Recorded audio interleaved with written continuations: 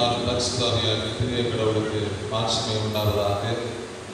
இந்த நாள் தொழுகையிலேயும் பங்கு பெற்றிருக்கின்ற அனைவரையும் இயேசு கிறிஸ்துவின் திருப்பெயரில் அன்போடு வாழ்த்துவரை வரவேற்று கொள்கின்றேன். நாம் அனைவரும் எழுந்து நின்று ஆண்டவரை துதிப்போமாக.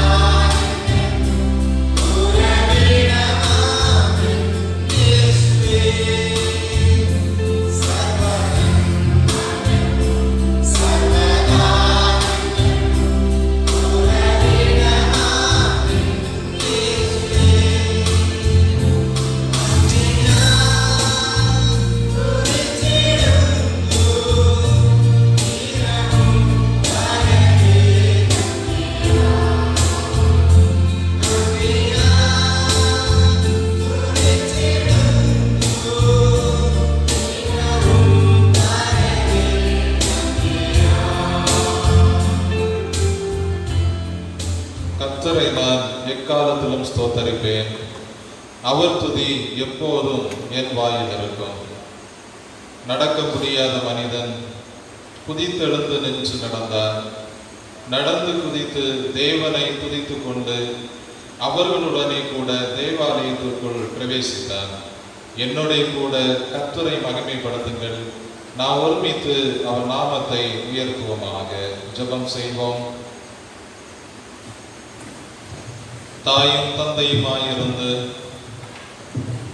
அனுதினமும் எங்களை பாதுகாத்து பராமரித்து வருகின்ற எங்கள் அன்பின் பரலோக பிதாவே, மகிழ்வான இந்த நாளில் இந்த நல்ல மாலை பொழுதிற்காக உம்மை போற்றுகிறோம், உம்மை நாங்கள் ஸ்தோத்தரிக்கின்றோம், உம்மை நாங்கள் வணங்குகின்றோம். இந்த நாளை நாங்கள் திருச்சபையின் மக்களாக இணைந்து மாற்றுத்திறன் படைத்தவர்களுக்கான நாளாக ஆசரிக்க ஆண்டவர் பாராட்டிய கிருபைகளுக்காக உம்மை போற்றுகிறோம், உம்மை நாங்கள் ஸ்தோத்தரிக்கின்றோம். இந்த நாளிலேயும் இந்த தொழுகையிலே பங்கு பெற வேண்டும் என்று யார் யார் ஆயத்தப்பட்டு விரும்புகின்றார்களோ அத்துணை பேரையும் ஆண்டவர் ஏற்ற நேரங்களில் அழைத்து வருவீராக. நாங்கள் அனைவருமாக இணைந்து உம்முடைய நாமத்தை மகிமைப்படுத்தவும், உம்முடைய சத்தியங்களை நாங்கள் கேட்கவும், எங்களுடைய வாழ்வை உம்முடைய வார்த்தைகளுக்கு ஏற்றவாறு அர்ப்பணிக்கவும் நீர் உதவி செய்ய வேண்டும் என்று சொல்லி நாங்கள் ஜெபிக்கின்றோம். ஆண்டவரே, நாங்கள் பாடுகின்ற பாடல்கள், படிக்கின்ற திருமறையின் வசனங்கள், சிந்திக்கின்ற தியானங்கள் ஏறெடுக்க இருக்கின்றதான இறை வேண்டுதல் இவர்கள் அத்தனையும் உம்முடைய திருப்பெயருக்கு புகழ்ச்சியையும் இவைகளிலே பங்கு பெறுகின்ற எங்களுக்கு ஆசீர்வாதங்களை தருகின்றவைகளாக அமைய வேண்டும் என்று சொல்லியும் நாங்கள் ஜெபிக்கின்றோம். ஆண்டவரே, வந்திருக்கின்ற ஒவ்வொருவரையும் உம்முடைய பாதத்திலே தருகிறோம். நாங்கள் ஒருவரும் வந்த வண்ணமாக திரும்பி சென்று விடாதபடி உண்மையாகவே உம்முடைய சன்னிதானத்திலே எங்களுடைய வாழ்வை அர்ப்பணித்தவர்களாக உம்மை ஏற்றுக்கொண்டு நாங்கள் உம்முடைய வார்த்தைகளுக்கு கீழ்ப்படுகின்றவர்களாக திரும்பி செல்ல ஆண்டவர் உதவி செய்ய வேண்டும் என்று இயேசு கிறிஸ்துவின் திருப்பெயரிலே தாழ்மையாக வேண்டி நிற்கிறோம் பிதாவே, ஆமென். நாம் அனைவரும் எழுந்து நின்று ஞான பாடல்களிலே 37வது பாடலை பாடுவோம். ஞான பாடல் 37.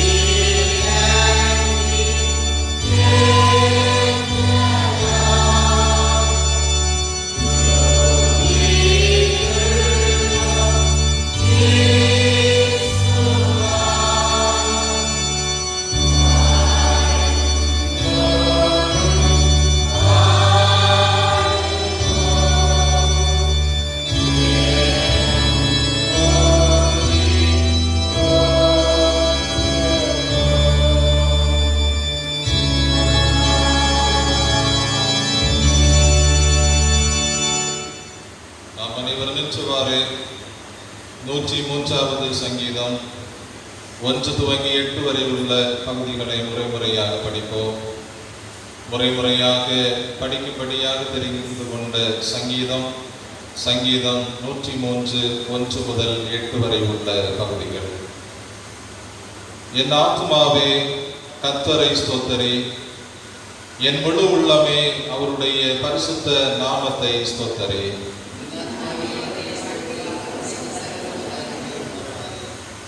அவர் உன் அக்கிரமங்களை எல்லாம் மன்னித்து உன் நோய்களை எல்லாம் குணமாக்கி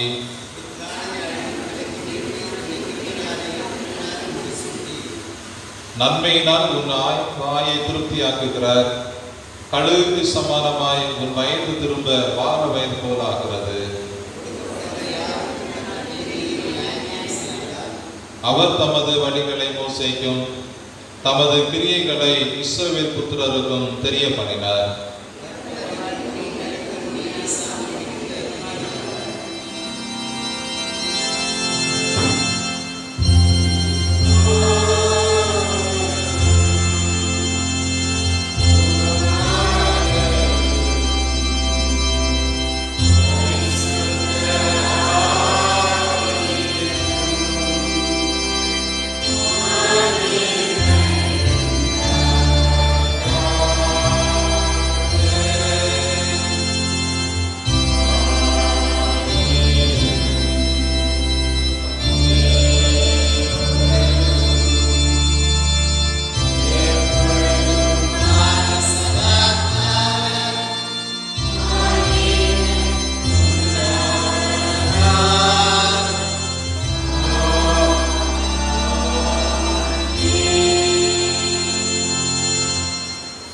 மனம் திரும்புங்கள், இறையரசு சமீபமாக இருக்கிறது.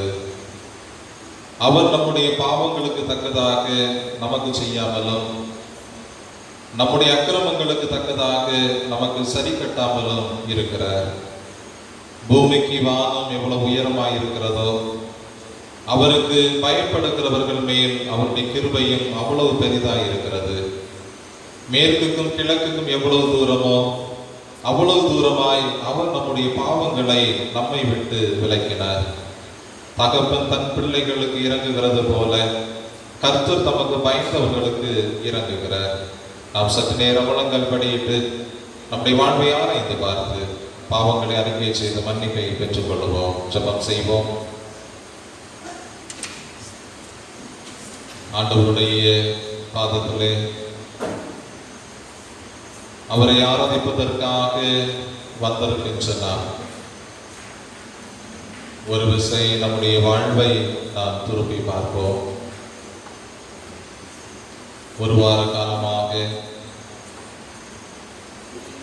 நாம் சென்று வந்த பிரயாணங்கள், நாம் செய்த காரியங்கள்,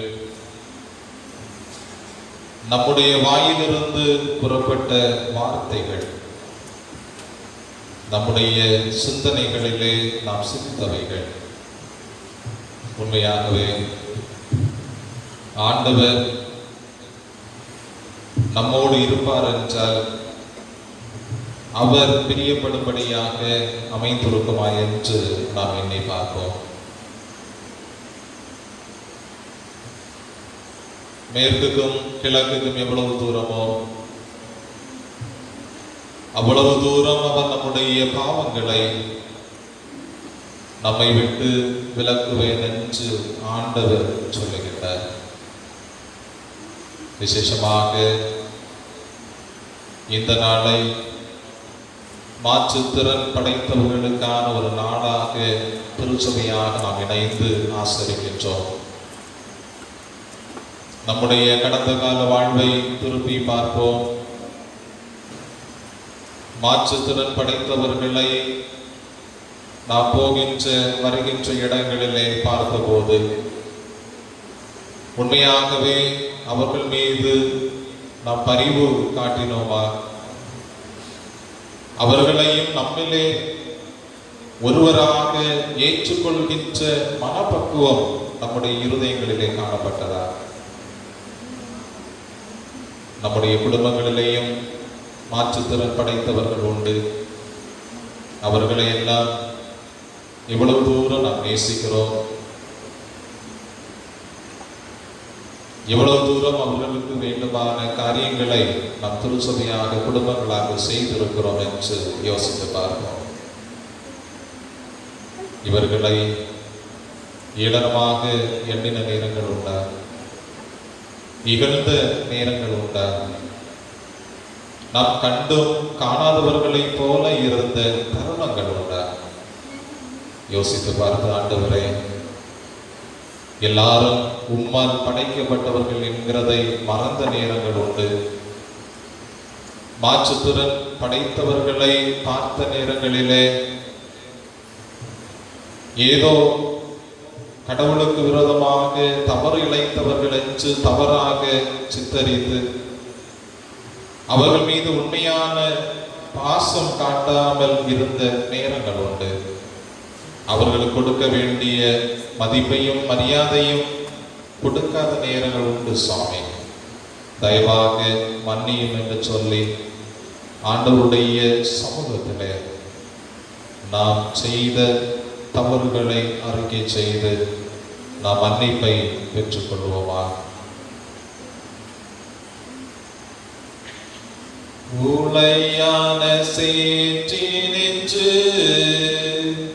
தூக்கி எடுத்தவரே, உளையான சேற்றி நின்று தூக்கி எடுத்தவரே, பாவம் கழுவி தூய்மையாக்கும் இந்த வேளையிலே, பாவம் கழுவி தூய்மையாக்கும் இந்த வேளையிலே, ஆவியானவரே, அன்பினாவியானவரே,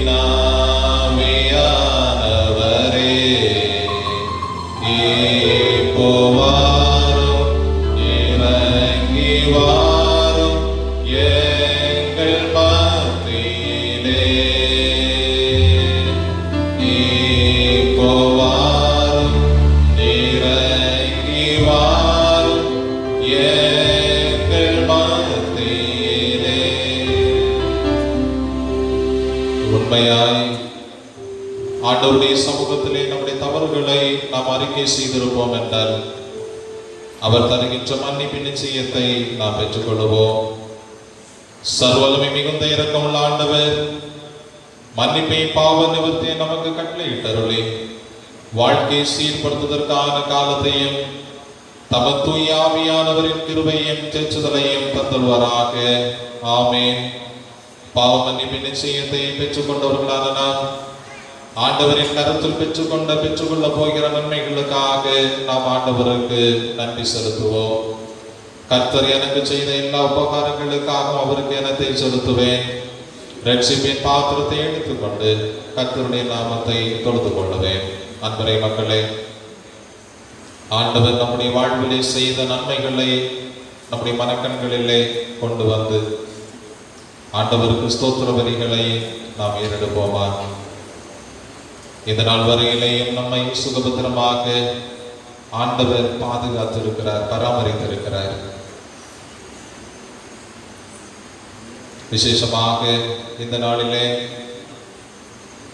மாற்றுத்திறன் படைத்தவர்களுக்கான ஒரு சிறப்பு நாளாக நம்முடைய திருச்சபை மக்களாக இணைந்து ஆசரிப்பதற்கும் அவர்களை நம்முடைய ஆலயத்தில் அழைத்து வந்து அவர்கள் வழியாக ஆண்டவருடைய வார்த்தைகளை கேட்கவும் ஆண்டவர் நமக்கு கிருபை பாராட்டி இருக்கிறார். ஆண்டவர் நம் மீது பாராட்டிய கிருபைகள், நம் மீது பாராட்டிய அன்பு ஏராளம். இந்த நாளிலேயே நம்மை பாதுகாத்து பராமரித்து இந்த பரிசுத்த தொழுகையிலே நம்மை அழைத்து வந்திருக்கிறார். இடமாக ஆண்டவர் தந்திருக்கின்ற குடும்ப வாழ்வு, ஆண்டவர் தந்திருக்கின்ற கல்வி வாழ்வு, வேலை வாழ்வுகள், இவைகளுக்காக தங்குவதற்கு தந்திருக்கின்ற அழகான இல்லங்களுக்காக ஆண்டவரை ஆராதிப்பதற்கு தந்திருக்கின்ற அழகான இறை இல்லத்திற்காக, நாம் வாழுகின்ற சமூகத்திற்காக ஆண்டவருக்கு நன்றிகளை நாம் ஏறெடுப்போம். இன்னும் என்னென்ன நன்மைகளை ஆண்டவர் நம்முடைய வாழ்விலே செய்திருக்கிறார் என்று சொல்லி எண்ணி பார்த்து தனிப்பட்ட வாழ்விலே செய்திருக்கின்ற நன்மைகளுக்காக நாம் ஆண்டவருக்கு ஸ்தோத்திரங்களை ஏறெடுப்போம். ஆண்டவர் செய்த நன்மைகளுக்காக ஸ்தோத்திர பலிகளை ஏறெடுக்கின்ற வண்ணமாய் சங்கீதக்காரனாகிய தாவீதோடு இணைந்து ஸ்தோத்திர ஜெபத்தை ஏறெடுப்போம். என் ஆத்துமாவே கர்த்தரை ஸ்தோத்தரி, என் முழு உள்ளமையோட பரிசுத்த நாமத்தை ஸ்தோத்தரி. என் ஆத்துமாவே கர்த்தரை ஸ்தோத்தரி, அவர் செய்த சகல உபகாரங்களையும் மறவாதே.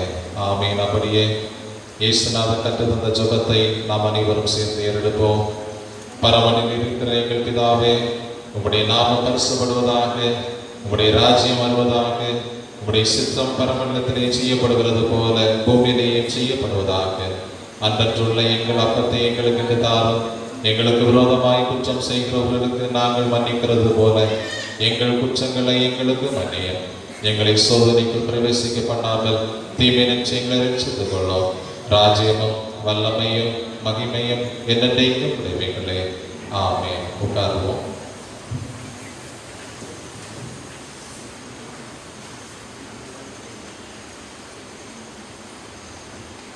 இந்த நாளுக்குரிய நற்செய்தி பகுதி பரிசுத்த மத்தேயு எழுதிய நற்செய்தி நூல் 17வது அதிகாரம் வசனங்கள் 14 துவங்கி 21 முடிய. மத்தேயு எழுதிய நற்செய்தி நூல் 17வது அதிகாரம் மறை வசனங்கள் 14 துவங்கி 21 முடிய நற்செய்தி பகுதி படிக்கின்ற பொழுது திருச்சபையார் எழுந்து நிற்க உங்களை அன்பாய் கேட்டுக்கொள்கின்றேன்.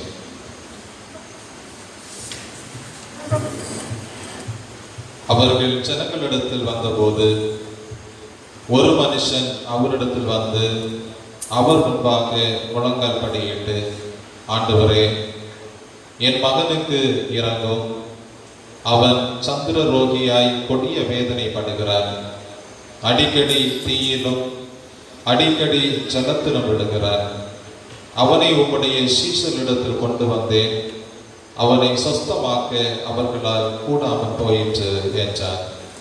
இயேசு பிரதித்திரமாக, விசுவாசம் இல்லாத மாறுபாடுள்ள சந்ததியே, எதுவரைக்கும் நான் உங்களோடு இருப்பேன், எதுவரைக்கும் உங்களிடத்தில் பொறுமையாய் இருப்பேன், அவனை என்னிடத்தில் கொண்டு வாருங்கள் என்றார். இயேசு பிசாசை அதட்டினார். உடனே அது அவனை விட்டு புறப்பட்டது. அந்நேரமே அந்த இளைஞன் சுஸ்தமானார். அப்பொழுது சீஷர்கள் இயேசுவினிடத்தில் தனித்து வந்து, அதை துரத்திவிட எங்களால் ஏன் கூடாமல் போயிற்று என்று கேட்டார்கள். அதற்கு இயேசு, உங்கள் அவிசுவாசத்தினாலே தான். கடுகு விதை எவ்வளவு விசுவாசம் உங்களுக்கு இருந்தால் நீங்கள் இந்த மலையை பார்த்து இவ்விடம் விட்டு அப்புறம் போ என்று சொல்ல அது அப்புறம் போ. உங்களால் கூடாத காரியம் ஒன்றும் இராது என்று மெய்யாகவே உங்களுக்கு சொல்லுகிறேன். இந்த ஜாதி பிசாசு ஜெபத்தினாலும் உபவாசத்தினாலுமே அன்றி மற்ற எவ்விதத்தினாலும் புறப்பட்டு போகாது என்றார் என்பதே. கிறிஸ்துவே, உமக்கு மகிமை உண்டாவதாக. நாம் அனைவரும் இணைந்து நின்றவாறு நம்முடைய திருச்சபையின் பாடல் புத்தகத்திலே 266வது பாடலை பாடுவோம். நம்முடைய திருச்சபையின் பாடல் புத்தகத்தில் 266வது பாடல் உற்சாகமாக கரங்களை தட்டி சேர்ந்து பாடுவோம்.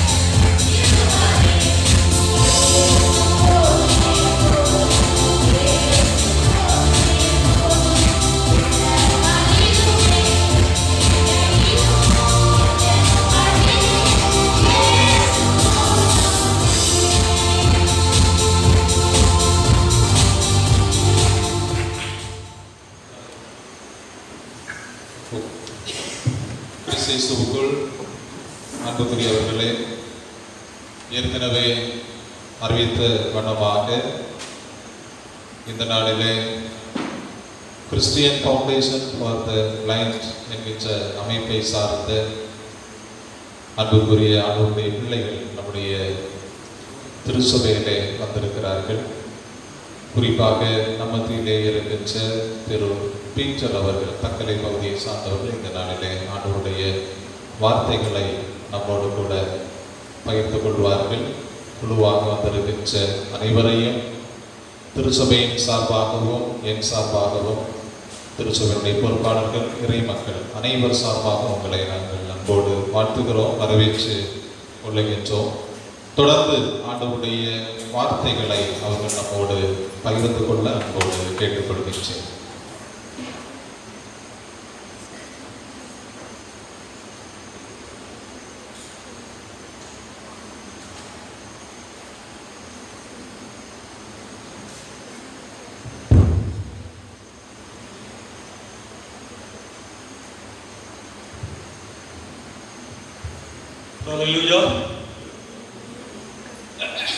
ஆண்டவராய் இயேசு கிறிஸ்து மானிடனாய் இந்த உலகிலே ஜீவித்த நாட்களிலே ஏழை எளியவர்கள், மாற்றுத்திறனாளிகள், துயருற்றோர் இவர்களை கண்டபோது இயேசு நேசிக்கின்றவராக, அவருடைய வாழ்விலே நன்மை செய்கின்றவராக அருள்நாதர் இயேசு கிறிஸ்து காணப்பட்டார்.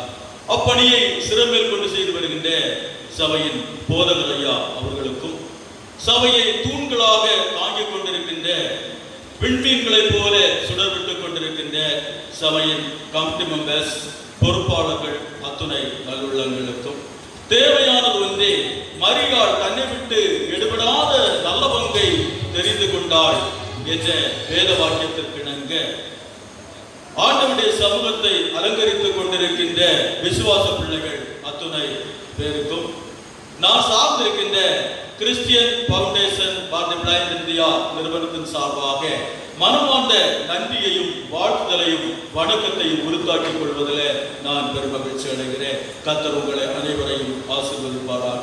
முதலாவதாக எங்களை பற்றியும் ஊழியத்தை பற்றியும் சில காரியங்களை உங்களோடு சொல்லி கர்த்தருடைய வார்த்தைக்கு நேராக கடந்து செல்லலாம் என நினைக்கிறேன்.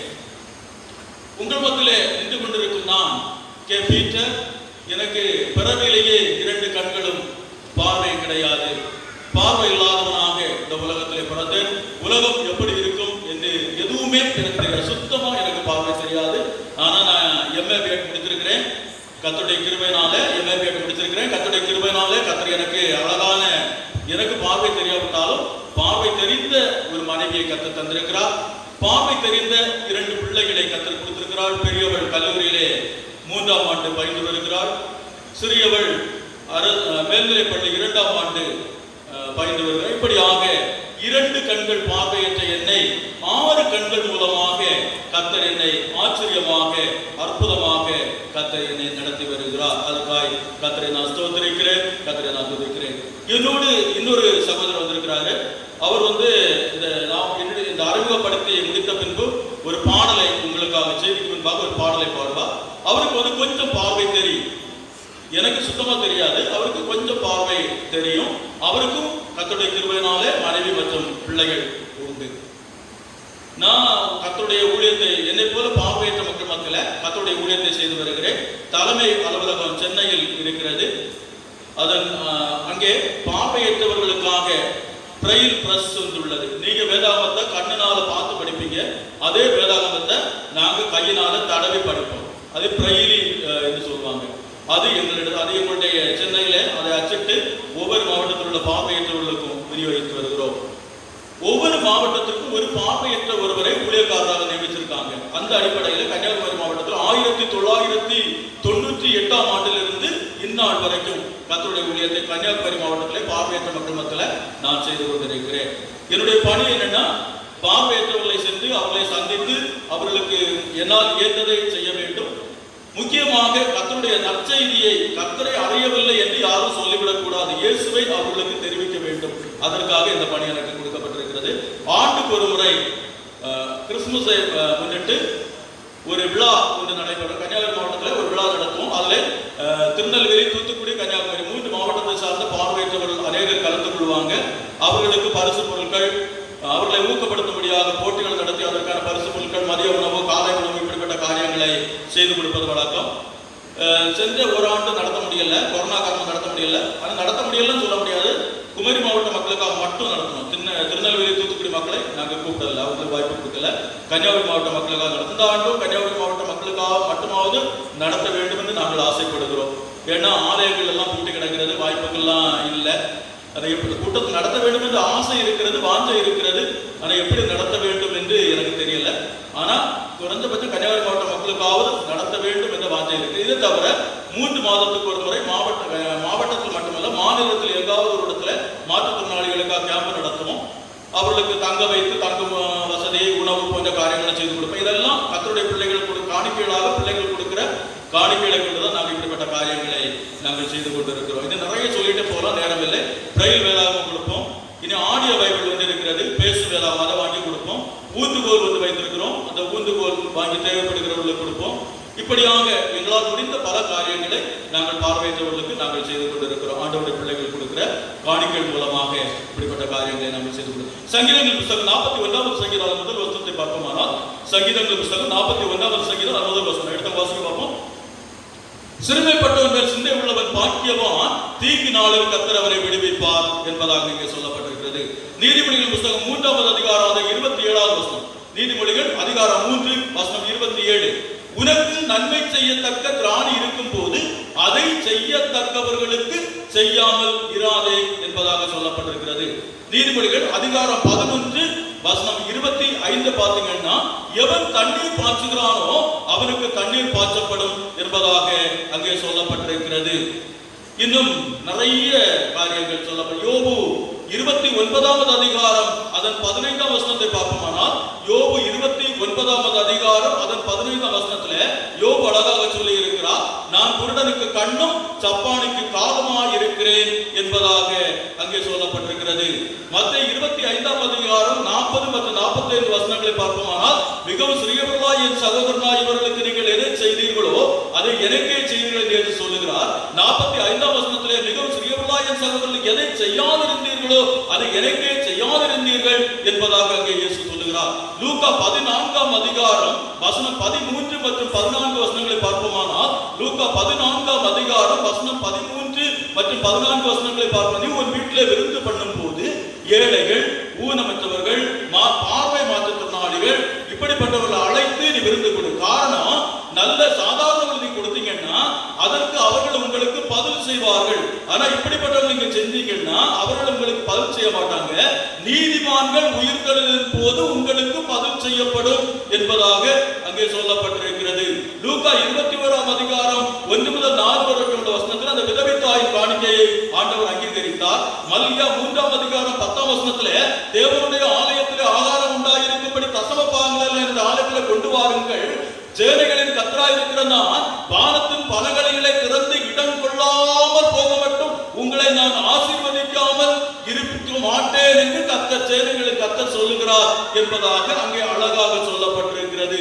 இப்படியாக உங்களால் ஏற்றதை செய்யுங்க. நீங்க செய்கிற ஒரு காசு கூட வீணாய் போகாது, அது ஊழியத்திற்காக பயன்படுத்தப்படும். அனுதினமும் எங்களுடைய சங்கிலி பெயர் உண்டு, அதுலயும் நாங்கள் ஜெபம் பண்ணுவோம். கொடுக்கிற ஒவ்வொரு நபருடைய பெயரையும், சபையின் பெயர், தனிநபருடைய பெயர்கள், இப்படிப்பட்ட பெயர்கள் எல்லாம் நாங்கள் எழுதி வைத்து ஜெபம் பண்ற பழக்கம் உண்டு. பாசிட்டிவ் பிரேயர்ல இப்படிப்பட்ட எல்லா கூடுகைகளையும் ஜெபம் பண்றோம். அந்த ஜெபம் நிச்சயமாக உங்களுக்கு நல்ல பதிலை கொண்டு வர நிறைய காரியங்கள் உண்டு. நேரம் கருதி இப்போது ஒரு பாடலை கேட்போம். முடித்த பின்பு சுருக்கமாக ஆண்டவருடைய வார்த்தைகளை நான் கண்டு சொல்லுவேன்.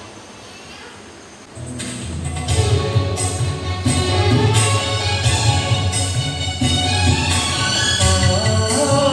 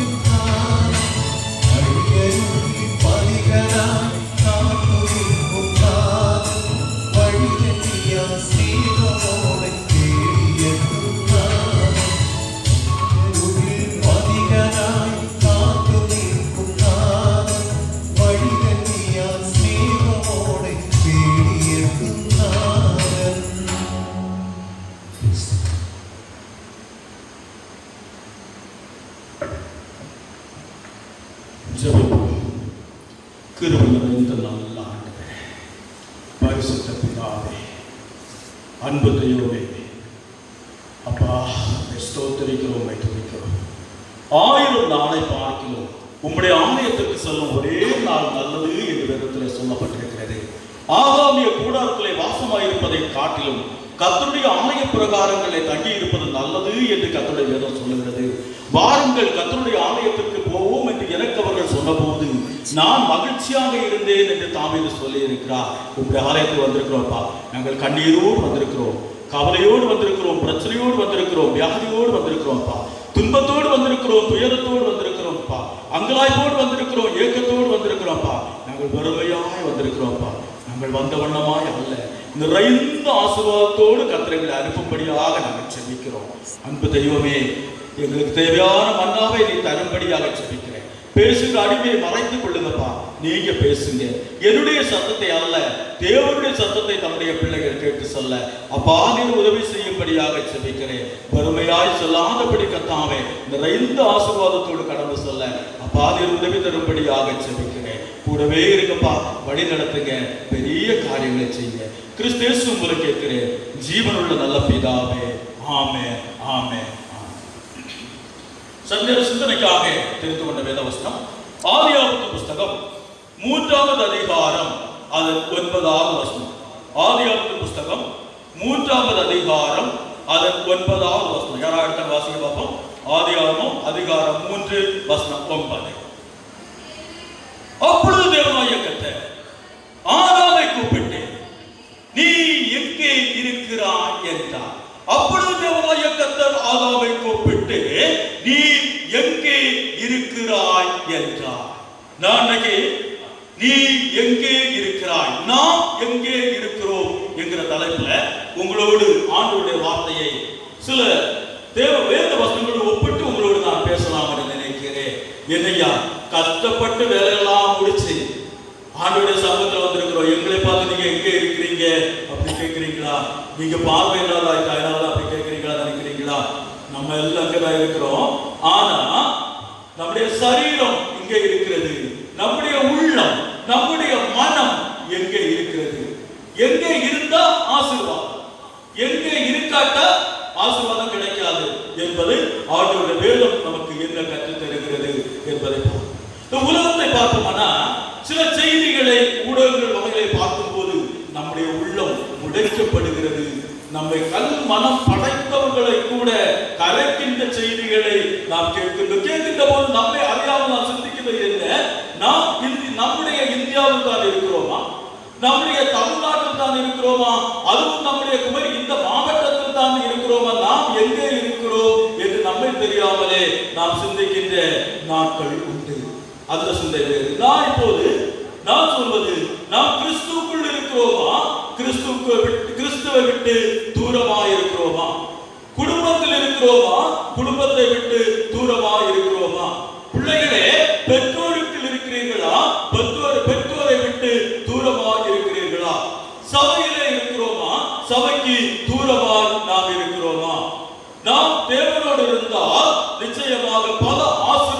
ஆசீர்வாதங்களை அது நமக்கு தேடி வரும். தேவனை விட்டு தூரமாக இருந்தால் ஆசீர்வாதம் நமக்கு நிச்சயமாய் கிடைக்காது. ஆசீர்வாதத்திற்கு பதிலாக அது பல சாபங்களை நமக்கு கொண்டு வருவதாய் அமையும் என்பதில் சந்தேகமில்லை. பரிசுத்த யோவான் எழுதின சுவிசேஷம் அதன் 9வது அதிகாரம் 2 மற்றும் 3 வசனத்தை பார்ப்போமானால், அங்கே எங்களை போன்ற ஒரு பார்வையில்லாத ஒரு மனிதனை இயேசுவும் இயேசுடைய சீசர்களும் பார்க்கிறாங்க. சீசர்கள் இயேசுவிடத்தில் கேட்கிறாங்க, இவர்களை இப்படி பிறந்திருக்கிறானே, இவன் கண்ணு தெரியாம இப்படி இருக்கிறானே, இதற்கு யார் செய்த பாவம் காரணம் அப்படின்னு இயேசுட்ட கேட்டாங்க. அதுக்கு இயேசு சொன்னாரு, அழகாக இயேசுப்பா சொல்றாரு 3வது வசனத்துல, அது இவன் செய்த பாவமும் அல்ல, இவனை பெற்றவர்கள் செய்த பாவமும் அல்ல, மாறாக தேவனுடைய நாமம் இவன் மூலம் மகிமைப்படும் பொருட்டு இவன் இப்படி பிறந்திருக்கிறார் என்பதாக அங்கே சொல்லப்பட்டிருக்கு. அன்பானவர்களே, நான் ஏற்கனவே சொன்னேன், நான் பிறக்கும் போதே 2 கண்களும் பார்வை இல்லாதவராக பிறந்தேன். உலகம் எப்படி இருக்கும் என்று தெரியாது. எங்களை நேசிக்கிற ஒருவரை கூட நாங்கள் இதோட பார்த்ததில்லை. கற்பனை உலகிலே தான் நாங்கள் பார்த்து கொண்டிருக்கிறோம். ஆனா ஆண்டவர் அழகாக சொல்ற, ஆனா இதை நிறைய நினைப்பாங்க, இது யாரோ இவன் செய்த, ஒருவேளை இவர்கள் செய்த பாவம் அல்லது இவருடைய குடும்பத்தினர் யாராவது செய்த பாவமாக இருக்கும் என்று ஒருவேளை நினைக்கக்கூடும். அப்படிதான் நினைத்தார்கள். அதை தெளிவுபடுத்தும் பொருட்டாகத்தான் இயேசுவிடத்தில் வினா தொடுக்கப்படுகிறது. இயேசு அங்கே அழகாக ஒரு பதிலை அவர்களுக்கு கொடுக்கிறார். பிறவிலே பார்வை இல்லாத பிறந்த நான் சிஎஸ்ஐ நிர்வாகத்தால் நடத்தப்படுகின்ற 5 பேரும் பார்வையற்றோர் பள்ளியிலே படித்ததன் விளைவாக அங்கே எனக்கு நல்ல கல்வியை கொடுத்தாங்க. அதன் விளைவு அடிப்படை கல்வி அங்கு கொடுத்ததன் விளைவாக நான் MA பேட் வரைக்கும் முடிச்சிருக்கிறேன். அரசாங்கத்தில் எனக்கு வேலை கிடைக்கல. ஆனா கர்த்தர் அவருடைய ஊழியத்தை எனக்கு தந்திருக்கிறார். நான் இந்நாள் வரைக்கும் உலகத்திலிருந்து நான் எடுக்கப்படும் வரைக்கும் ஆண்டவருடைய சமூகத்தில் செல்லும் நாள் வரைக்கும் அவருடைய ஊழியத்தை செய்ய நான் ஆசைப்படுகிறேன். ஏசாயாவின் புத்தகம் 42வது அதிகாரம் அதன் 16வது வசனத்தை பார்ப்போமானால், ஏசாயாவின் புத்தகம் 42வது அதிகாரம் அதன் 16வது வசனத்தை பார்ப்போம். அங்கே சொல்லப்பட்டிருக்கிறது, குருடரை அவர்கள் அறியாதபடியிலே அவர்களை அழைத்து, அவர்கள் தெரியாத பாதையிலே அவர்களை நடத்தி, அவர்களுக்கு முன்பாக இருளை வெளிச்சமாக்குவேன், கோணலை செவ்வையாக்குவேன். இந்த காரியங்களை நான் அவர்களுக்கு செய்து கடைசி வரைக்கும் அவர்களை கைவிடாதிருப்பேன் என்று ஆண்டவர் திருவிழப்பட்டிருக்கிறார். அதை எங்களுடைய வாழ்விலே செய்து கொண்டு இருக்கிறார். கடைசி வரைக்கும் ஆண்டவர் எங்களுக்கு அப்படியே செய்வார். யாத்திராகமத்தின் புத்தகம் 4வது அதிகாரம் அதன் 11வது வசனத்தை பார்ப்போமானால், நீங்க முடிந்த வாசிக்காட்டாலும் பரவாயில்ல, நான் சொல்ற வசனத்தை எடுத்து பாருங்க. இந்த கண்ணு தெரியாத ஆளு சொல்ற வசனம் எல்லாம் சரிதானா அப்படின்னா நீங்க பார்க்கணும் இல்லையா? அதில் எடுத்தாலும் பாருங்க. யாத்திராகமத்தின் புத்தகம் 4வது அதிகாரம் அதன் 11வது வசனத்துல வாசிக்க பார்ப்போம். 4:11 ஆண்டவர் சொல்றாருன்னா, மனுஷனுக்கு வாயை உண்டாக்கினவர் யார்?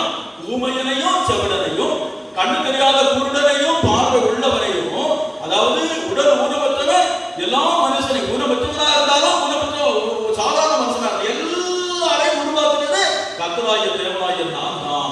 எல்லாரையும் நான் தான் சிருஷ்டித்தேன், எல்லாரையும் நான் தான் படைத்தேன் என்று ஆண்டவர் திருவிழப்பட்டிருக்கிறார். இந்த உலகத்துல ஒருவேளை சிலரை நல்ல திடகாத்திரமான மனிதர்களாக, சிலரை அங்கவினம் உள்ளவர்களாக படைத்திருந்தாலும், பாஸ்டர் தேவமணி அழகாக சொன்னாங்க, எப்படியெல்லாம் உதவி செய்ய வேண்டும், நம்ம எப்படியெல்லாம் அவர்களை நேசிக்க வேண்டும் என்று அழகாக சொன்னாங்க.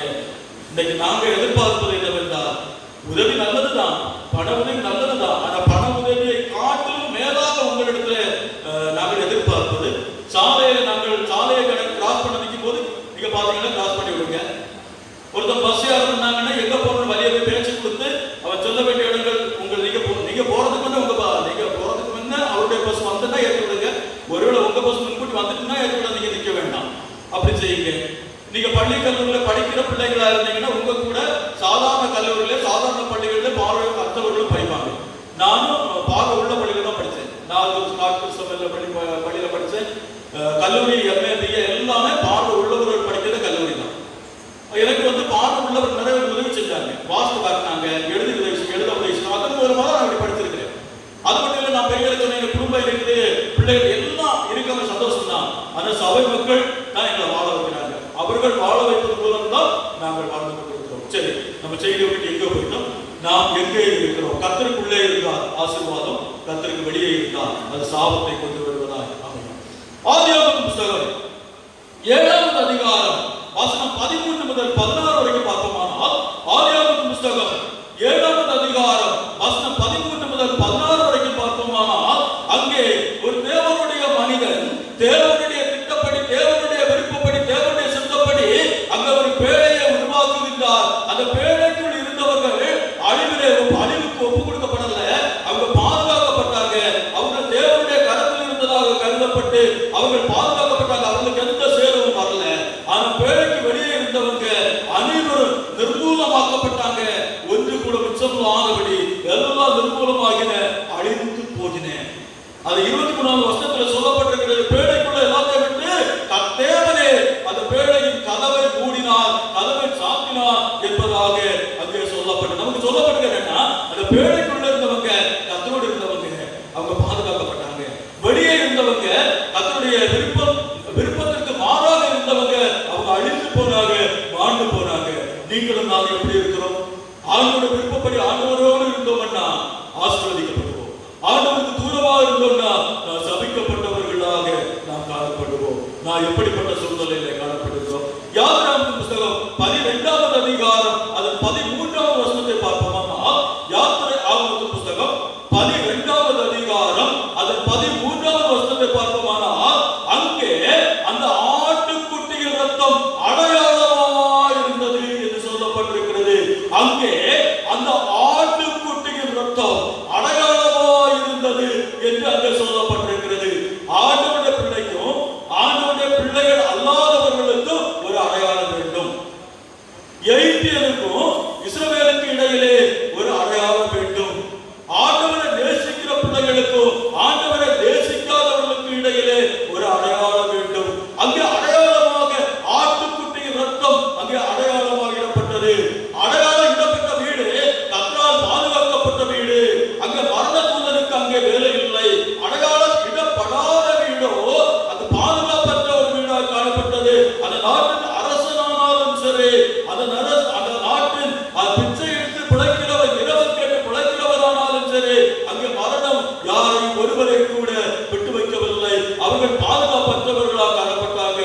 ஆட்டுக்குட்டியின் ரத்தத்தினால அடையாளம் இடப்பட்ட வீடோ பாதுகாக்கப்படப்பட்ட வீடாக காணப்பட்டது. இன்று அங்கு ஆட்டுக்குட்டியின் ரத்தம் அடையாளமாய் போடப்பட்டது. இன்னைக்கு ஆண்டவராகிய இயேசு கிறிஸ்து ரத்தம் அடையாளமாய் போடப்பட்டிருக்கிறது. நம்முடைய நெற்றியிலே அந்த இயேசு கிறிஸ்து ரத்தம் அடையாளமாய் போடப்பட்டிருக்கிறதா? நம்முடைய இல்லத்திலே அந்த இயேசு கிறிஸ்து ரத்தம் அடையாளமாய் குறியிடப்பட்டிருக்கிறதா? நம்முடைய சபையிலே அந்த இயேசு ரத்தம் அடையாளமாய் பூசப்பட்டிருக்கிறதா? இயேசு ரத்தம் அடையாளமாய் பூசப்பட்ட வீட்டில் இருக்கின்ற நீங்களும் நானும் பாதுகாக்கப்படுவோம். உங்களுக்கும் எனக்கும் அந்த இயேசு கிறிஸ்து ரத்தம் அடையாளமாய் இடப்படவில்லை என்றால், அந்த அடையாள முத்திரை தரிக்கப்படவில்லை என்றால் சாபத்திற்கு ஆளாக்கப்படுவோம், சபிக்கப்பட்டவர்களாய் காணப்படுவோம். பரலோகம் நமக்கு கிடைக்காது. நரகத்திற்கு சொந்தமானவர்களாய் காணப்படுவோம். நமக்கு நரகம் வேண்டுமா? பரலோகம் வேண்டுமா? பரலோகம் வேண்டும் என்றால் அந்த இயேசு கிறிஸ்து ரத்தம் உங்களுக்கும் எனக்கும் அடையாளமாக இடப்பட வேண்டும். யோசுவாவின் புத்தகம் 2வது அதிகாரம் அதன் 17வது வசனத்தை பார்ப்போமானால், யோசுவாவின் புத்தகம் 2வது அதிகாரம் அதன் 17வது வசனத்திலே அந்த ஜன்னலிலே சிகப்பு கயிறு அடையாளமாய் கட்டப்பட்டிருந்தது. அந்த ஜன்னலிலே சிகப்பு கயிறு அடையாளமாய் தொங்கப்பட்டிருந்தது. அந்த சிகப்பு கயிறு என்ற அடையாளம் இயேசுவின் ரத்தத்தினாலே துவைக்கப்பட்ட அந்த சிகப்பு அந்த ரத்தத்தை காட்டுகிறது. அங்கே இருந்தவர்கள், இயேசுவோடு இருந்தவங்க, கர்த்தரோடு இருந்தவங்க, அவங்க பாதுகாக்கப்பட்டாங்க.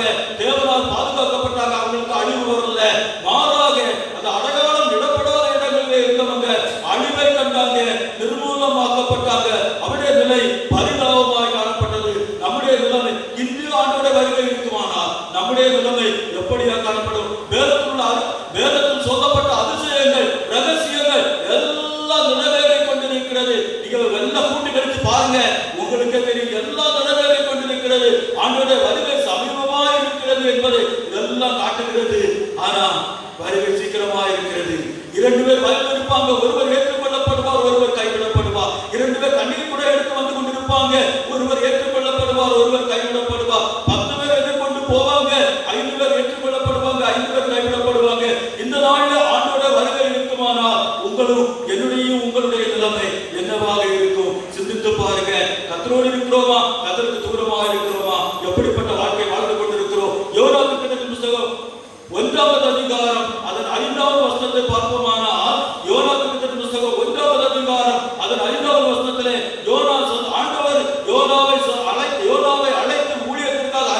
என்ன ஒன்று நிறுவேக்கு போகும்படி ஆண்டவர் சொன்னார். ஆண்டோட விருப்பத்தை நிறைவேற்றாதபடி ஆண்டோட விருப்பத்திற்கு மாறாக அவர் தரிசித்து சென்றபடினாலே அங்கே நிகழ்ந்த நிகழ்வுகள் அனைத்தும் உங்களுக்கு தெரியும், எனக்கு தெரியும். ஆண்டோட விருப்பத்துக்கு மாறாக அவர் இருக்க வேண்டிய இடத்துல இருக்காமல் இருக்கக்கூடாத இடத்துல இருந்தபடினாலே, அவர் போக வேண்டிய இடத்துல போகாமல் போகக்கூடாத இடத்துல போனபடினாலே ஏற்பட்ட அழிவுகள் நமக்கு தெரியும். நாம் எப்படி காணப்படுகிறோம்? ஆண்டவர் போக சொல்ல இடத்துல போகிறோமா?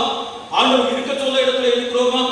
நாம் எப்படி காணப்படுகிறோம்? சிந்தித்து பாருங்கள். அப்போஸ்தலர் நடவடிக்கைகளின் புத்தகம் 20வது அதிகாரம் அதன் 9வது வசனத்தை பார்ப்போமானால், அப்போஸ்தலர் நடவடிக்கைகளின் புத்தகம் 20வது அதிகாரம் அதன் 9வது வசனத்தை பார்ப்போமானால், அங்கே ஐதீகு என்கிற ஒரு மனுஷனை குறித்து சொல்லப்பட்டிருக்கிறது.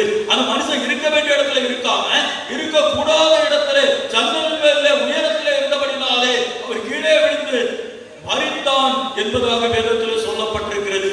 இருக்க வேண்டிய இடத்துல இருந்த ஆசீர்வாதம், இருக்கக்கூடாத இடத்துல போனா அது சாபம். போக வேண்டிய இடத்துல போனா ஆசீர்வாதம், போகக்கூடாத இடத்துல போனால் சாபம். நடக்க வேண்டிய இடத்துல நடந்தால் ஆசீர்வாதம், நடக்கக்கூடாத இடத்துல நடந்தால் அது சாபமாய் காணப்படுகிறது. இன்னைக்கு நிலைமை எப்படி இருக்கிறது? திறக்கக்கூடாதவை எல்லாம் திறந்திருக்கிறது, திறக்க வேண்டியவை திறக்கப்படவில்லை. நிலைமை எப்படி? இப்படியே போனா வசனம் கேட்கப்படாத பஞ்ச காலம் வரும் என்பது மாற்றுக்கருத்தில் நாம் எங்கே இருக்கிறோம்? சிந்தித்து பாருங்க. மத்தேயு சுவிசேஷம் 26வது அதிகாரம் அதன் 69வது வசனத்தை பார்ப்போமானால், அன்பு பேதுரு கர்த்தரால் அழைக்கப்பட்ட ஒரு சகோதரன், கர்த்தருடைய ஊழியத்தை செஞ்ச ஆண்டவரோடு இருந்து ஆண்டவரோடு எல்லாவற்றும் பங்கு கொண்ட ஒரு சகோதரன், இருக்க வேண்டிய இடத்துல இருக்காம இருக்கக்கூடாத சேவகத்தோடு அந்த போர் சேவகரோடு உட்கார்ந்தபடினாலே அவருக்கு ஏற்பட்ட நிலைமை நமக்கு தெரியும். மறுதளிக்க வேண்டிய ஒரு நிலைமை ஏற்பட்ட ஆண்டவரோடு இருந்த ஆண்டவரை சொன்னா, ஆண்டவரே உம்மோடு மறிக்க வேண்டிய ஒரு சூழ்நிலை வந்தாலும் நான் பின்வாங்க மாட்டேன் என்று சொன்ன சகோதரர் பின்வாங்கி போன விளை போனால் ஏற்பட்ட சூழ்நிலைகள் நமக்கு தெரியும். நாம் இருக்க வேண்டிய இடத்துல இருக்கிறோமா? எந்த சூழ்நிலையில காணப்படுகிறோம்? சங்கீதங்களின் புத்தகம் 1வது சங்கீதம் அதன் முதல் வசனத்தை பார்ப்போமானால், சங்கீதங்களின் புத்தகம் முதல் சங்கீதம் அதன் 1வது வசனத்திலே நான் எங்கே நடக்கக்கூடாது, எங்கே நடக்க வேண்டும், எங்கே போகக்கூடாது, எங்கே போக வேண்டும், எங்கே உட்காரக்கூடாது, எங்கே உட்கார வேண்டும் என்பதாக அழகாக சொல்லப்பட்டிருக்கிறது. நாம் அதை பின்பற்றுகிறோமா? நாம் எப்படி காணப்படுகிறோம்? கடைசியில் முடிக்க போறேன், நேராக நினைக்கிறேன். பரிசுத்த லூக்கா எழுதின சுவிசேஷம் அதிகாரம் 10 வசனம் 39 பார்ப்போமானால், மரியாள் ஆண்டவருடைய பாதத்திலே உட்கார்ந்திருந்தாள்.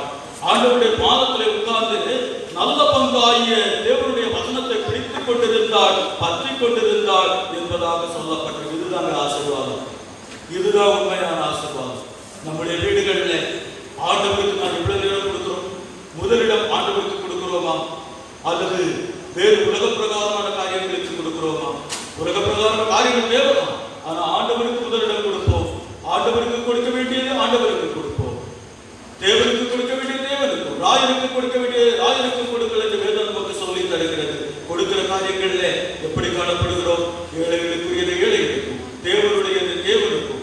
இப்படியாக நாம் காணப்படும் போது அது மிகுந்த ஆசீர்வாதத்தை கொண்டு வருவதாய் காணப்படும். நம்முடைய வேத வாசிப்பு எப்படி காணப்படுகிறது? நம்முடைய வீடுகளிலே ஜெபம் நேரம் எப்படி காணப்படுகிறது? ஆராதனை எப்படி காணப்படுகிறது? எல்லாவற்றையும் பின்வாங்கி சோர்ந்து போன நிலைமையில காணப்படுகிறோமா? என்ற சூழ்நிலையில காணப்படுகிறோம்? நாம சிந்தித்து பாருங்க. நீங்க எங்களை போன்றவர், நாங்களும் உங்களுக்காக ஜெபம் பண்றோம். நீங்கள் அனுதினமும் எங்களை போல மாற்றுத்திறனாளிகளுக்காக ஜெபம் பண்ணுங்க. இந்த கொரோனா காலத்துல நீங்க எல்லாம் பிழைப்பதே ரொம்ப கஷ்டம். இந்த சூழ்நிலை நாங்களும் பிழைக்கிறோம், நாங்களும் பிழைத்து வருகிறோம். தேவர்களும் எங்களையும் நடத்தி வருகிறார்களா? அது கர்த்தருடைய கிருபை, அது கர்த்தருடைய பெரிதான ஒரு கிருபையினால நாங்களும் இந்த உலகத்தில் வாழ்ந்து கொண்டிருக்கிறோம். இப்படியாக சென்ற ஆண்டு கூடுகை நாங்கள் சுருக்கமாக கூடுகை நடத்தினோம். அதற்கு முன்னதாக கொரோனா காலத்தில் ஒரு 20 பேருக்கு ஆளுக்கு 1000 ரூபாய் மதிப்பான பொருட்களை வாங்கி கஷ்டப்படுகிற ஒரு 20 பேருக்கு கொடுக்கும்படி கர்த்தர் கிருபை செய்தார். இப்படியாக இதெல்லாம் எங்களை கொண்டு நாங்கள் எதுவுமே செய்யல.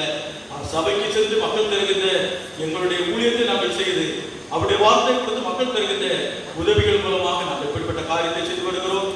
அதிகாலை போல அவருடைய பாதத்திலே அமர்ந்திருப்போம். கர்த்தர் வசனத்தின் மூலமாய் நம்ம ஆற்றி தேற்றி அரவணைத்து ஆசீர்வதிப்பாராக.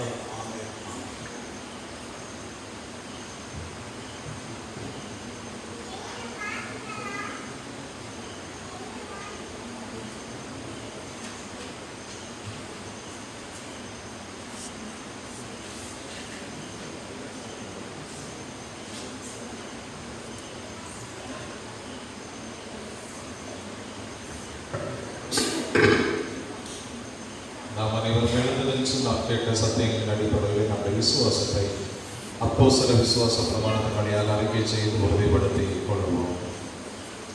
வானத்தையும் பூமியையும் படைத்த சர்வவல்லமையுள்ள பிதாவாகிய தேவனை விசுவாசிக்கிறேன். அவருடைய ஒரே குமாரனாகிய நம்முடைய நாதர் இயேசு கிறிஸ்துவையும் விசுவாசிக்கிறேன். அவர் பரிசுத்த ஆவியினாலே கன்னிமரியாள் உற்பவித்து பிறந்தார். பந்திய பிலாத்துவின் காலத்தில் பாடுபட்டு சிலுவையில் அறையுண்டு மரித்து அடக்கம் பண்ணப்பட்டு பாதாளத்தில் இறங்கினார். 3ஆம் நாள் மரித்தோரிடத்திலிருந்து எழுந்தருளினார். பரமண்டலத்துக்கு ஏறி சர்வவல்லமையுள்ள பிதாவாகிய தேவனுடைய வலது பார்சத்திலே வீற்றிருக்கிறார். அவ்விடத்திலிருந்து உயிருள்ளோரையும் மரித்தோரையும் நியாயத்திற்கு வருவார். பரிசுத்த ஆவியை விசுவாசிக்கிறேன். பொதுவாக இருக்கிற பரிசு சபையும் பரிசுத்தவான்களுடைய ஐக்கியமும் பாவ மன்னிப்பும் மரித்தோர் உயிர்த்தெழுதலும் நித்திய ஜீவனும் நன்றி விசுவாசிக்கிறேன். ஆமென். உட்கார்வோம். நாம் அனைவரும் ஜெபிப்போமாக. ஜெபம் செய்வோம். நண்பரே, மக்களே, ஆண்டவருடைய வார்த்தைகளை நாம் கேட்டோம். நாம் எங்கே இருக்கிறோம்? நம்முடைய கால்கள் எங்கே வேகமாக ஓடுகிறது? நம்முடைய கைகள் என்ன செய்வதற்கு வேகமாக இருக்கிறது? நம்முடைய வாயிலிருந்து புறப்படுகிற வார்த்தைகள் எப்படி இருக்கிறது? நாம் எங்கே இருக்கிறோம்? ஆண்டவருடைய சமூகத்தை நாம் தேடுகிறோமா? ஆலயங்கள் போட்டி இருக்கக்கூடிய நாட்களிலே நம்முடைய இல்லங்கள் சபைகளாக மாறி இருக்க வேண்டும். நம்முடைய இல்லத்திலே ஜெபிக்க மனமற்றவர்களாக, நம்முடைய இல்லத்திலே குடும்பமாக இணைந்து பாடல்களை பாடி திருமறை வசனங்களை தியானித்து கடவுளுக்கு ஏற்ற நிலையிலே நம்முடைய விசுவாசத்தை கட்டி எழுப்புவதற்கு தவறின நேரங்கள் உண்டா என்று என்னை பார்ப்போம். நாம் எங்கே இருக்கிறோம்? ஆண்டவர் நம்முடைய இல்லங்களில் இருக்கிற பொழுது நாம் அவரை நம்முடைய இல்லங்களிலே பூட்டி வைத்துவிட்டு எங்கே செல்கிறோம்? நம்முடைய இருதயத்திலே ஆண்டவர் வாசமாக இருக்கிறார். நம்முடைய வாழ்வை ஆண்டவருடைய சமூகத்தில் அர்ப்பணிப்போமா? இன்னும் நம்முடைய இல்லங்களிலே குடும்ப ஜபங்கள் இல்லை என்றால் இந்த நாளிலிருந்து இல்ல ஜபங்களை நாம் ஒழுங்காக அமைப்போமா? ஆண்டவருடைய சமூகத்திலே நம்மை அர்ப்பணிப்போம். எங்களை நேசிக்கின்ற அன்பின் ஆண்டவரே, இந்த நல்ல இரவு பொழுதற்காக உம்மை ஸ்தோத்தரிக்கின்றோம் சுவாமி. ஆண்டவரே, நீர் இருக்கின்ற இடத்திலே நாங்கள் இருந்தால் உண்மையாகவே ஆசீர்வாதம், இல்லை என்றால் சாபங்களை நாங்களே வருவித்துக் கொள்கிறோம் என்கின்ற உங்களுடைய வார்த்தைகளை நாங்கள் கேட்டோம். ஆண்டவரே, உங்களுடைய வார்த்தைகள் எங்களுடைய இருதயங்களிலே இன்னும் ஆழமாய் கிரியை செய்யட்டும் சுவாமி. ஒவ்வொருடைய வாழ்விலையும் வேண்டுமான காரியங்களை அந்தந்த நேரங்களிலே உங்களுடைய பிள்ளைகளை கொண்டு ஆண்டவர் பேசுகிறீர். அதற்காக உம்மை ஸ்தோத்தரிக்கின்றோம் ராஜா.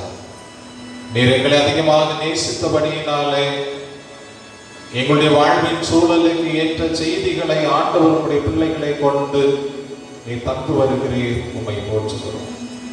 நீர் எங்கள் மீது கரிசனை கொண்டிருக்கிறீர் சுவாமி. ஆண்டவரே, நாங்கள் செல்லக்கூடாத இடங்களுக்கு செல்லாமல், நாங்கள் பேசக்கூடாத காரியங்களை நாங்கள் பேசாமல், நீர் விரும்புகின்ற காரியங்களை பேசவும், நீர் விரும்புகின்ற இடங்களுக்கு நாங்கள் நடக்கவும், நீர் விரும்புகிற காரியங்களை நாங்கள் பார்க்கவும் ஆண்டவர் எங்களுக்கு உதவி செய்ய வேண்டும் என்று சொல்லி நாங்கள் சொல்லிக்கின்றோம். இதனாலேயும் உம்முடைய ஊழியங்களை நிறைவேற்றி அந்த பிள்ளைகளுக்காக நாங்கள் சொல்லிக்கின்றோம்.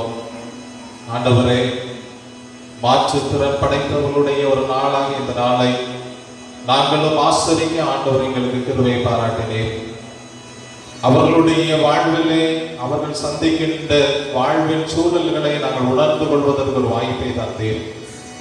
நீர் எவ்வளவு தூரம் அவர்களை நேசிக்கிறீர், நீர் எவ்வளவு தூரம் அவர்களோடு கூட இருந்து அவர்களை நீர் பயன்படுத்துகிறீர், எவ்வளவு தாளந்துகளை நீர் அவர்களுக்கு கொடுத்திருக்கிறீர் என்கிறதை நாங்கள் புரிந்து கொள்ள ஆண்டவர் பாராட்டின கிருபைகளுக்காக ஸ்தோத்தரிக்கின்றோம். ஆண்டவரே, நேர்த்தியாக எல்லா அவயவங்களையும் நேராக சரியாக பெற்றிருக்கின்ற நாங்களே அநேக நேரம் நீர் விரும்பத்தகாத காரியங்களை நாங்கள் செய்கிறோம். நீர் விரும்புகின்ற இடமாகிய ஆலயங்களுக்கு வராமல் வேறு இடங்களுக்கு செல்லுகின்றோம். ஆனால் அப்படிப்பட்ட வாழ்வின் சூழலையும் ஆண்டவர் எங்களுக்கு உதாரணங்களாக நீர் அநேகரை வைத்திருக்கிறீர் சுவாமி. அதற்காக ஸ்தோத்தரிக்கின்றோம். தங்களுடைய இயலாத நிலைகளிலையும் கடினமான சூழல்களையும் எவ்வளவு தூரம் மக்களை சந்தித்து ஆண்டவருடைய வார்த்தைகளை பகிர்ந்து கொள்ள வேண்டும் என்கின்ற உற்சாகத்தை தந்து தம்முடைய பிள்ளைகளை நீர் பயன்படுத்தி வருகின்ற கிருபைகளுக்காக ஸ்தோத்தரிக்கின்றோம் சுவாமி. அவர்களை சார்ந்திருக்கின்ற ஒவ்வொருவரையும் ஆண்டவர் ஆசீர்வதிப்பீராக. அவர்கள் சார்ந்திருக்கின்ற ஊழியத்தையும் ஆண்டவர் ஆசீர்வதிப்பீராக. தேவைகளை சந்திப்பீராக. இன்னும் அநேக இடங்களிலே ஆண்டவர் வல்லமையான தம்முடைய பிள்ளைகளை நீர் பயன்படுத்த வேண்டும் என்று சொல்லி நாங்கள் சொல்லிக்கின்றோம். போகின்ற வருகின்ற இடங்களிலே ஆண்டவருடைய பாதுகாப்பு கிடைக்கட்டும் சுவாமி. மனிதனை நம்புவதை பார்க்கலாம் கர்த்தர் பேரில் பற்றுதலாய் இருப்பதை நலம் என்கின்ற திருமறை வசனத்தின் அடிப்படையிலே தம்முடைய பிள்ளைகள் எப்போது உண்மை சார்ந்து வாழ்கின்ற பொழுது இவருடைய தேவைகளை எல்லாம் ஆண்டவர் சந்திக்க வேண்டும் என்று சொல்லி நாங்கள் சொல்லிக்கின்றோம். எங்களை ஒரு கருவிகளாக நீர் பயன்படுத்துவோம். இப்படிப்பட்டவர்களை நாங்கள் எங்கே பார்த்தாலும் ஆண்டவரை அவர்களுக்கு உதவி செய்கின்ற எண்ணங்கள் எங்களுடைய இருதயங்களிலே வரட்டும் சுவாமி. ஆண்டவரை எங்களால் ஏற்ற காணிக்கைகளை கொடுக்கின்ற ஊழியர்களை தாக்குகின்ற ஆண்டவரை உற்சாகத்தை ஆண்டவர் எங்களுக்கு தார மாட்டவரே. இப்படிப்பட்ட பணிகளுக்காக தினந்தோறும் எங்களுடைய குடும்ப ஜபங்களிலே ஜபிக்கின்ற வாஞ்சையை ஆண்டவர் தர வேண்டும் என்று சொல்லி ஜபிக்கின்றோம். நம்முடைய பிள்ளைகளை ஆண்டவர் ஆசீர்வதிப்பீராக. அவர் செய்கின்ற ஊழியர்கள் அவருடைய குடும்பங்கள் ஆண்டவர் ஆசீர்வதிக்கப்படட்டும். அவருடைய தேவைகள் எல்லாம் அவற்றையும் ஆண்டவர் சந்திக்க வேண்டும் என்று சொல்லி நாங்கள் ஜபிக்கின்றோம். ஆண்டவரே, எங்களுடைய திருச்சபையினுடைய கருத்திலே தருகிறோம். திருச்சபையினுடைய சூழல்களை எல்லாம் ஆண்டவர் அறிகிறேன். ஆண்டவரே, நாங்கள் என்ன பேசினாலும் நீர் விரும்புகிறதை பேசவும், நீர் விரும்புகிற காரியங்களை செய்யவும் கர்த்தர் எங்களுக்கு அப்படிப்பட்ட ஞானத்தை தந்து அறிவை தந்து ஆண்டவர் வழிநடத்த வேண்டும் என்று சொல்லி சொல்லிக்கின்றோம். எல்லா குடும்பங்களையும் ஆண்டவர் ஆசீர்வதிப்பீராக. வந்திருக்கின்ற அத்தனை மக்களையும் ஆண்டவர் ஆசீர்வதிக்க வேண்டும் என்று சொல்லி நாங்கள் ஜெபிக்கின்றோம். சின்ன பிள்ளைகள், படிக்கின்ற பிள்ளைகள் ஒவ்வொருவரையும் ஆண்டவர் ஆசீர்வதிப்பீராக. பலவீனங்களோடு இருக்கிற பிள்ளைகள் உண்டு. ஒவ்வொருடைய பலவீனங்களையும் ஆண்டவரை நீர் மாற்றி போட வேண்டும் என்று சொல்லி நாங்கள் ஜெபிக்கின்றோம். ராஜா, ஆண்டவரே, ஒவ்வொருடைய பலவீனங்களை மாற்றுவேன் என்று சொன்ன ஆண்டவர், உங்களுடைய பலவீனங்களிலே என்னுடைய பலன் பூர்ணமாக விளங்கும் என்று சொன்ன ஆண்டவர், பலவீனத்தோடு இருக்கின்ற அத்தனை பேரையும் ஆண்டவர் தொடுவீராக. ஆண்டவரை இல்லங்களிலே பலவீனத்தோடு இருக்கின்ற திருச்சபை பிள்ளைகள் உண்டு. ஆண்டவர் தாமே ஒவ்வொருவரையும் நீ தொட வேண்டும் என்று சொல்லி நாங்கள் சொல்லிக்கிறோம். ஆவியானவரை நீ இறங்குவீராக. ஆவியானவரை நீ தொட்டு அன்பு பிள்ளைகளுக்கு நல்ல சுகத்தை நீ தர வேண்டும் என்று சொல்லி நாங்கள் ஜெபிக்கிறோம். ராஜா, வீணான செலவீனங்கள் குடும்பங்களிலே வராமல் ஆண்டவர் பாதுகாக்க வேண்டும் என்று சொல்லி நாங்கள் மன்றாடுகிறோம். ஆண்டவர் ஒவ்வொருவருக்கும் நல்ல பணி வாய்ப்புகளை கொடுப்பீராக. அதன் வழியாக கிடைக்கின்ற கையின் பிரயாசங்கள் எல்லாம் ஆசீர்வதிக்கப்படட்டும். ஆண்டவரே இயேசுப்பா, தொடர்ந்து ஒவ்வொரு குடும்பங்களை ஆசீர்வதித்து ஆண்டவர் வழி நடத்த வேண்டும் என்று சொல்லி நாங்கள் மன்றாடுகிறோம். ஆண்டவரே, தூர இடங்களிலே, வெளிநாடுகளிலே பணி நிமித்தமாக இருக்கிற பிள்ளைகள், கல்வி நிமித்தமாக இருக்கிற பிள்ளைகள், குடும்பமாக வசிக்கிறவர்கள் ஒவ்வொருவருக்காக நாங்கள் ஜெபிக்கிறோம். அத்தனை பேரையும் ஆண்டவர் ஆசீர்வதிப்பீராக. அத்தனை குடும்பங்களையும் ஆண்டவர் பாதுகாக்க வேண்டும் என்று சொல்லி நாங்கள் மன்றாடுகிறோம். என்னென்ன எதிர்பார்ப்புகளோடு அந்த இடங்களில் சென்றிருக்கிறார்களோ கர்த்தர் அவருடைய எண்ணங்களையும் எதிர்பார்ப்புகளையும் ஆண்டவர் நிறைவேற்ற வேண்டும் என்று சொல்லி நாங்கள் ஜெபிக்கின்றோம். ஆண்டவரே, ஆண்டவரே, எங்களுடைய பேராயருக்காக அதன் கீழாக இயங்குகிற ஒவ்வொரு திருப்பணி விடயங்களுக்காக ஆண்டவரை இன்னுமாக சமூகம் சார்ந்த பணிகளுக்காக நாங்கள் ஜெபிக்கின்றோம். அனைத்தையும் ஆண்டவர் ஆசீர்வதிப்பீராக. இவைகளினூடாக உம்முடைய ராஜ்யம் ஆண்டவரை எங்களுடைய பகுதிகளிலே கட்டப்பட வேண்டும் என்று சொல்லி நாங்கள் ஜெபிக்கின்றோம். இறையரசு எங்கும் மலரட்டும். ஆண்டவரே, மிஷனரி பணிகளுக்காக ஜெபிக்கின்றோம். பேராயத்தின் வழியாக நடைபெறுகின்ற மிஷனரி பணிகள் உண்டு. தனிநபராக குழுவாக இணைந்து செய்கின்ற ஊழியங்கள், ஏராளமான ஊழியங்கள் உண்டு. ஆண்டவரே, எல்லா ஊழியங்களையும் நாங்கள் நினைத்து செபிக்கின்றோம். கர்த்தர் தாமே ஒவ்வொருடைய பிரயாசங்களையும் ஆண்டவர் ஆசீர்வதித்து அத்தனை மக்களும் ஆண்டவரை ஜீவனுள்ள ஆண்டவராகி உண்மை ஆராதிக்கக்கூடிய நாட்களை ஆண்டவர் எங்களுடைய தேசத்திலே தர வேண்டும் என்று சொல்லி நாங்கள் செபிக்கின்றோம். ராஜா ஆண்டவரே, எங்களுடைய கிராமத்தை எங்களுடைய கருத்திலே தருகிறோம். எங்களுடைய கிராமத்தில் உள்ள எல்லா மக்களையும் ஆண்டவர் ஆசீர்வதிப்பீராக. எல்லா குடும்பங்களிலும் சமாதானம் சந்தோஷம் பெருகட்டும் ஆண்டவரே. எல்லா குடும்பங்களிலும் ஆண்டவருடைய அன்பு பெருக வேண்டும் என்று சொல்லி நாங்கள் செபிக்கிறோம். இந்த நாளிலும் கூட நாங்கள் படைத்திருக்கின்ற காணிக்கைகளை ஆண்டவர் அங்கீகரித்து ஆசீர்வதிப்பீராக. விசேஷமாக மாற்றுத்திறன் படைத்தவர்களுக்காக நாங்கள் படைத்திருக்கிற காணிக்கைகளையும் ஆண்டவர் அங்கீகரியும். பை காணிக்கைகளாக, பொருள் காணிக்கையாக, பிறந்த நாள் காணிக்கையாக, பொருத்தனை காணிக்கைகளாக, நன்றி காணிக்கைகளாக படைத்திருக்கின்ற எல்லா காணிக்கைகளையும் ஆண்டவர் அங்கீகரித்து ஆசீர்வதிக்க வேண்டும் என்று சொல்லி நாங்கள் சொல்லிக்கிறோம். விசேஷமாக நிலம் வாங்குவதற்காக ஆண்டவரை காணிக்கைகளை தந்த திரு பாலஸ் அவர்களுக்காக கூட நாங்கள் சொல்லிக்கின்றோம். ஆண்டவரை அன்பு தந்தையானவரை ஆண்டவர் ஆசீர்வதிப்பீராக. குடும்பத்தை ஆண்டவர் ஆசீர்வதியும். ஆண்டவரே, என்னென்ன எதிர்பார்ப்புகளோடு எங்களுடைய ஆலயத்தில் இவைகளை செய்திருக்கிறார்களோ இவைகளுக்கு மேலான ஆசீர்வாதங்களை அவர்கள் பெற்றுக்கொள்ள ஆண்டவர் உதவி செய்ய வேண்டும் என்று சொல்லி நாங்கள் சொல்லிக்கின்றோம். ஆண்டவரை இன்னமாக பாடல் புத்தகம் படிப்பதற்காக அதனுடைய பொறுப்புகளை ஏற்றுக்கொண்டு காணிக்கைகளை தந்திருக்கின்ற அந்த குடும்பத்திற்காக நாங்கள் ஜெபிக்கிறோம். அந்த குடும்பத்தை ஆண்டவர் ஆசீர்வதிப்பீராக. அன்பு தாயாருடைய ஜெபங்களை ஆண்டவர் கேட்பீராக. ராஜா ஆண்டவர் என்னென்ன எண்ணங்களோடு செய்கிறார்கள் எங்களுக்கு மேலான ஆசீர்வாதங்களை ஆண்டவர் தாமே அந்த குடும்பத்திலே கொடுக்க வேண்டும் என்று சொல்லி நாங்கள் ஜெபிக்கின்றோம். ஆண்டவரே, இவனமாக ஒவ்வொருவரையும் உடைய கரத்திலே தருகிறோம். தொடர்ந்து எங்கள் அனைவரையும் ஆண்டவரே நீர் உங்களுடைய கருவிகளாக பயன்படுத்த வேண்டும் என்று சொல்லி நாங்கள் ஜெபிக்கின்றோம். சுவாமி ஆண்டவரை ஒவ்வொருவருக்கும் நல்ல வேலை வாய்ப்புகளை ஆண்டவர் கொடுப்பீராக. இயற்கை அனுகூலங்களை ஆண்டவர் தர வேண்டும் என்று சொல்லி சொல்லிக்கிறோம். எந்த இல்லங்கள் இல்லையோ பொருளாதார கஷ்டங்கள் வராதபடி ஆண்டவர் தாமே உடைய ஆசீர்வாதங்களினாலே ஒவ்வொருவரையும் நிரப்ப வேண்டும் என்று சொல்லி நாங்கள் மன்றாடுகிறோம். யார் யார் என்னென்ன காரியங்களுக்காக ஜெபித்துக் கொண்டு இருக்கிறார்கள் என்று ஆண்டவர் காண்கிறீர். மனிதன் முகத்தை பார்க்கிறார், ஆனால் நீர் ஆண்டவர் எங்களுடைய இருதயங்களை ஆராய்ந்து அறிகிற ஆண்டவர். சாமி அதற்காக ஸ்தோத்தரிக்கின்றோம். ஒவ்வொருடைய இருதயத்தை ஆராய்ந்து அறிகிற ஆண்டவர் ஒவ்வொருடைய ஜெபங்களையும் நீர் கேட்டு ஆண்டவரே ஒவ்வொருடைய வாழ்விலையும் அவைகளுக்கான பதில்களை ஏற்ற நேரங்களிலே ஆண்டவர் கொடுக்க வேண்டும் என்று சொல்லி நாங்கள் சொல்லிக்கின்றோம்.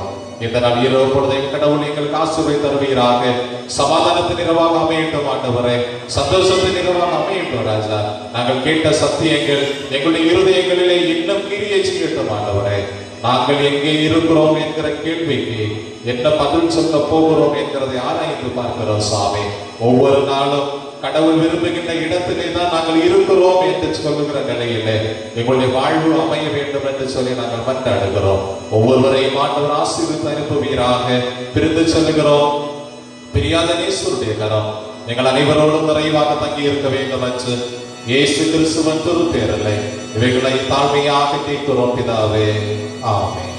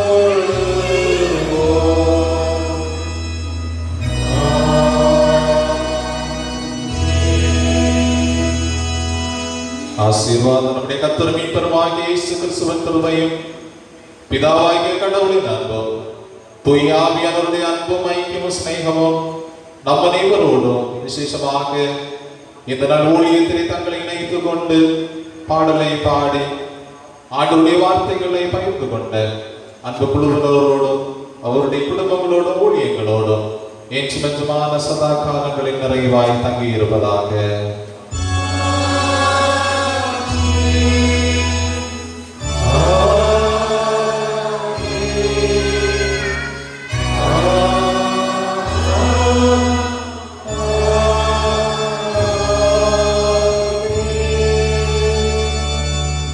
ஆண்டவர்களோடு இருப்பாராக.